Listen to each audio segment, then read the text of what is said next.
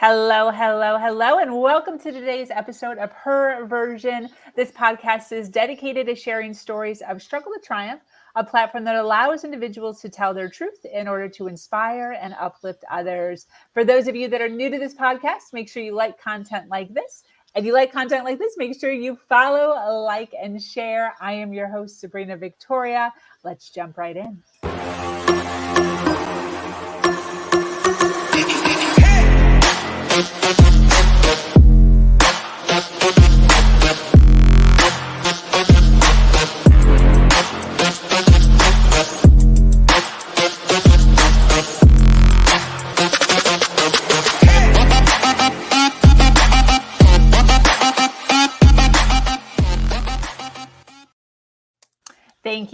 Thank you for joining us today for this episode of Her Version. The Her Version platform is built on storytelling and the understanding that many times our greatest learning experiences come from listening to other people's stories. Today, I'm speaking with an amazing woman named Illeana.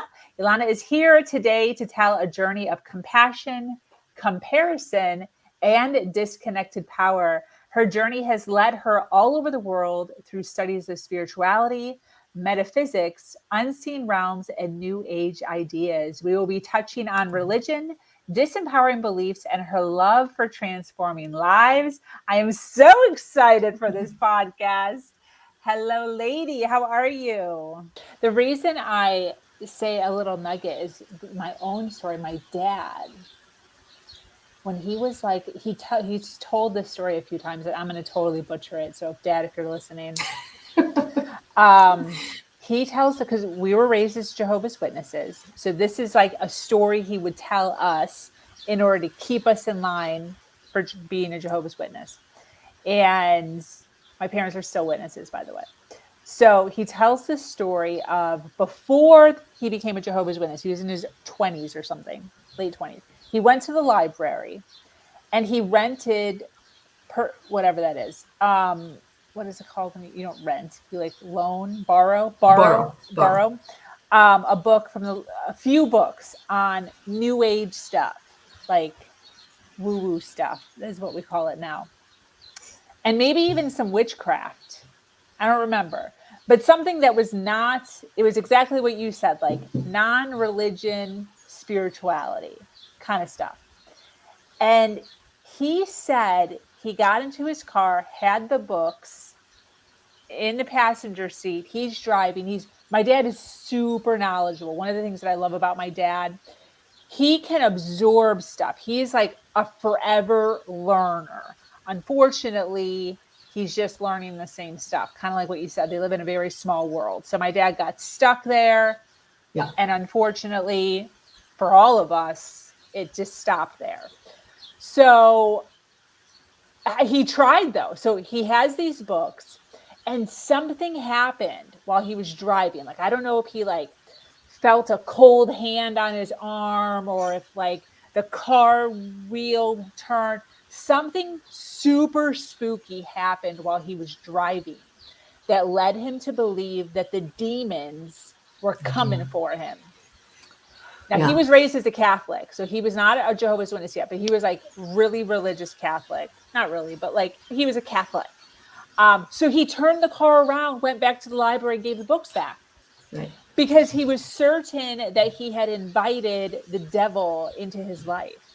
And this is the story that he told us growing up to like keep us like, don't ever look at anything else. Yes. In fear. Yeah. Yes. That's very unfortunate. So interesting. What do you make of that?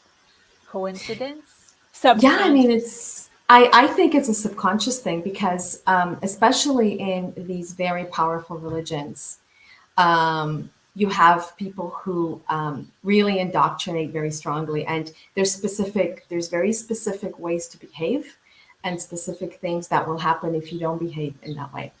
And so the fear is so deep and it runs so deep, the programming, that yes, these things can definitely manifest in something like that to really just scare you from ever touching anything outside of that prescribed way of living, which is, unfortunate. Unfortunate.